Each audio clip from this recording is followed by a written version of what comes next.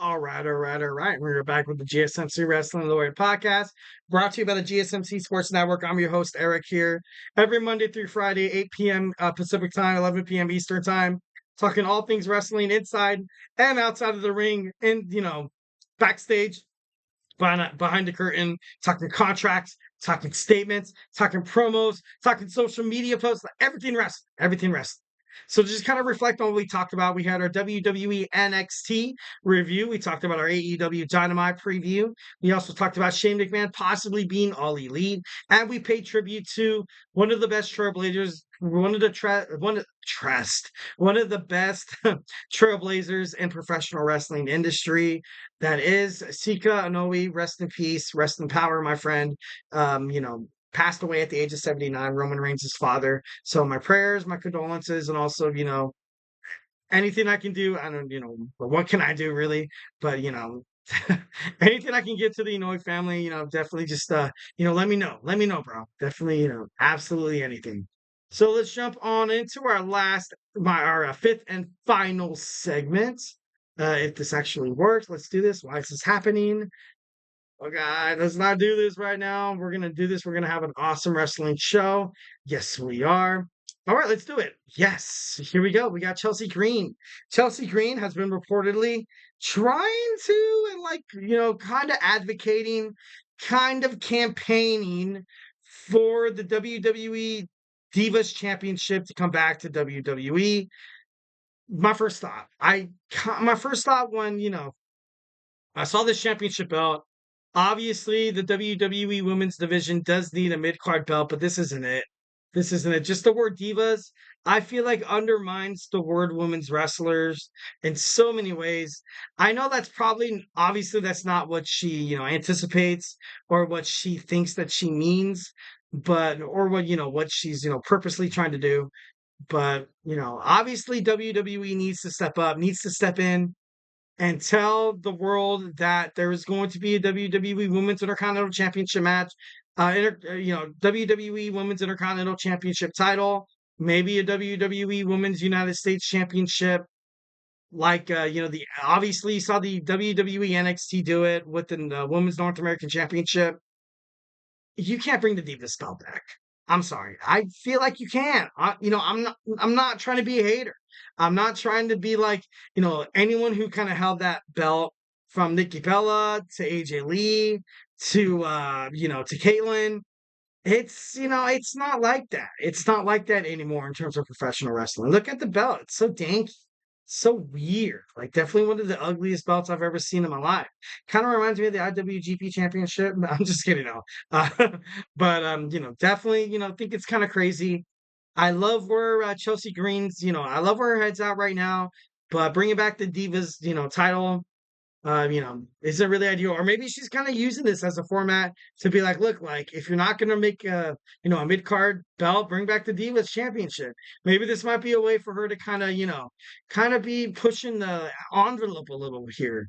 Maybe her way of, testing the waters here of WWE. Kind of being like, hey, like make an Intercontinental Women's Championship, or I'm just going to keep talking about basically all the stupid crap WWE did in the past in terms of women, and but we're not going to get into that. We're not going to get into that. But yeah, all right. Our news segment number two. We have Brody Lee. Brody Lee, rest in peace, of course, getting his own Reebok sneakers from AEW. I think that's badass. I like that. Definitely love the way there. I thought there was going to be like a Roman Reigns kind of sneakers during his time in the Bloodline, during him as the Tribal Chief.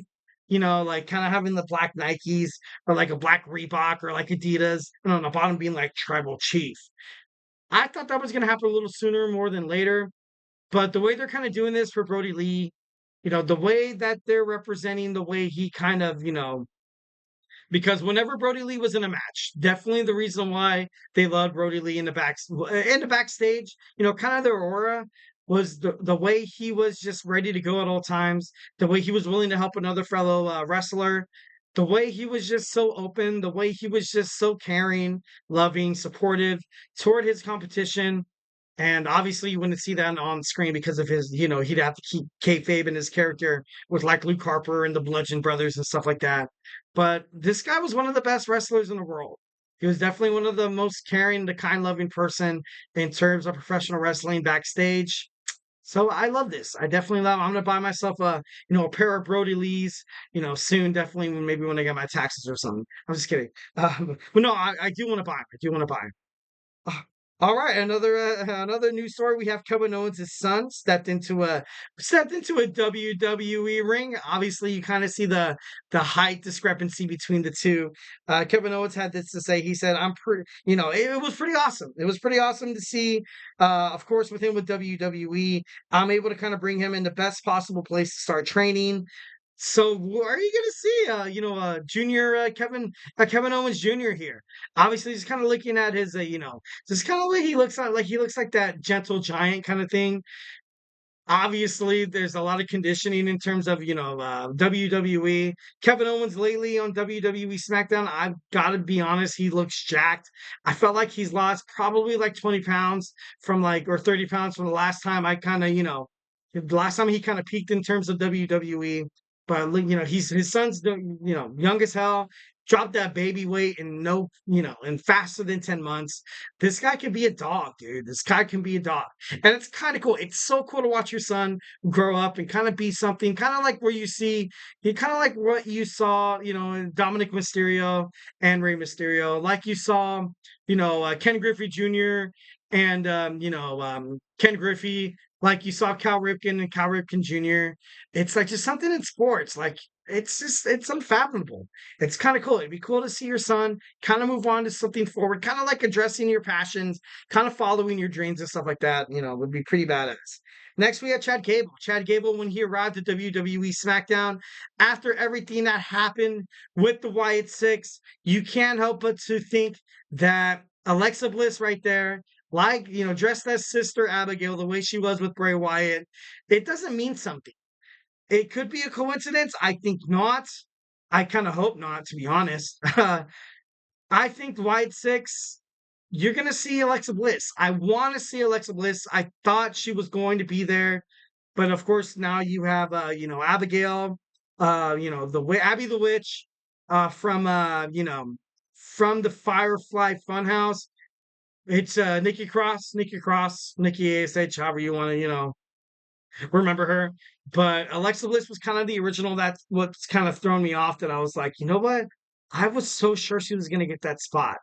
But I think she still, after giving birth and stuff like that, I still think that she was still recuperating and stuff like that. Definitely, you kind of got to be there for your baby, especially if you're like, not. I don't want to get personal or anything like that, so I'm not going to mention that. But sometimes you got to be there for your baby, especially if you're doing it all natural and stuff like that, no formula, and that's a lot of pumping, bro. That's a lot of pumping. It's crazy. So yeah. All right, moving on. So we have The Rock. We have The Rock. Had a bevy of WCW superstars he wanted to face and talk to Vince McMahon over and over and over again. Obviously, Vince's ego got in the way, did not let any of these WCW stars shine after the Age of Invasion. After he defeated Booker T for the WCW championship at SummerSlam. During the Invasion era, he was talking about, fighting people like Goldberg, fighting people like Randy Savage, fighting people like Sting. These are people that he wanted to fight.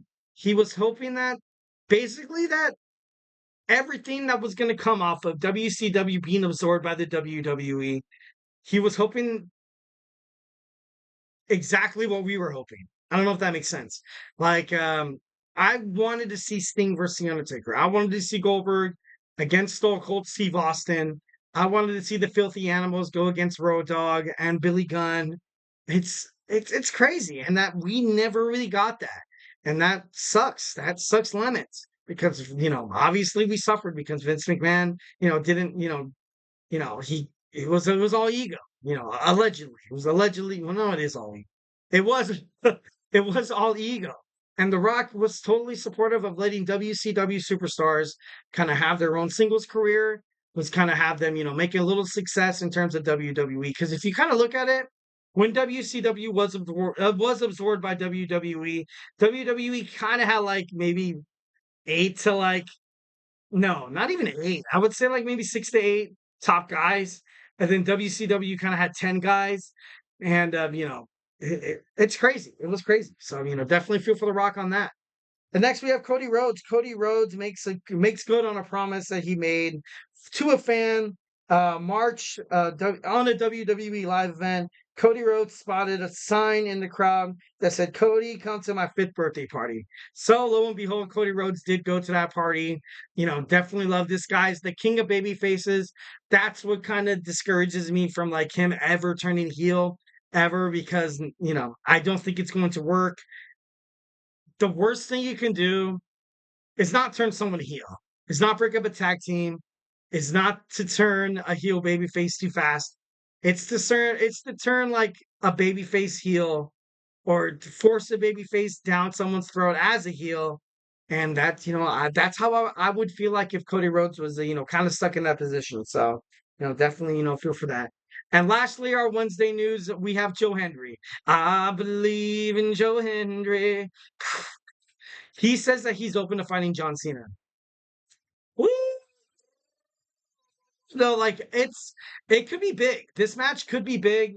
Joe Hendry is, so popular. He's blown up all over wrestling social media ever since he debuted in WWE NXT. He really, you really haven't seen him go back after that.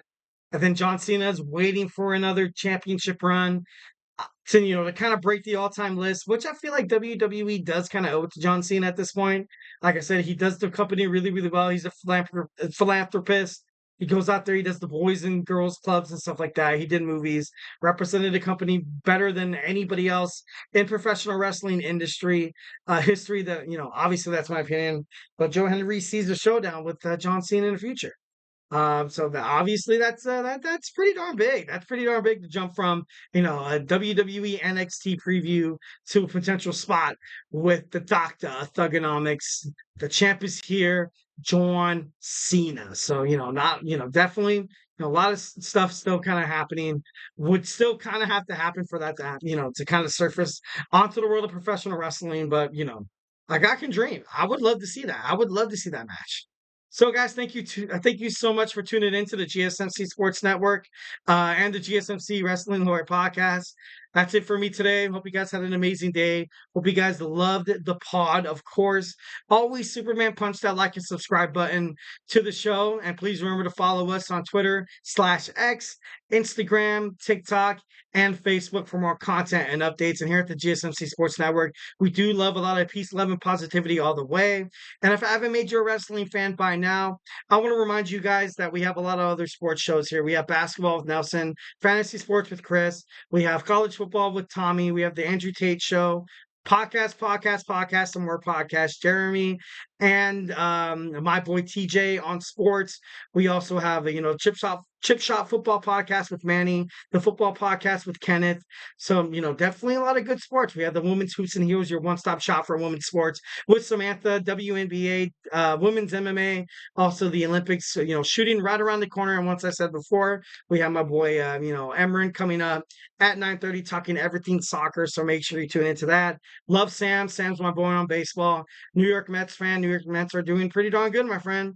Hope everything turns out. Obviously, the Angels will forever kind of be tarnished, but let's not move into that. I don't want to cry tonight. I don't want to cry. I'm just kidding. Move on. Move on, Eric. Move on.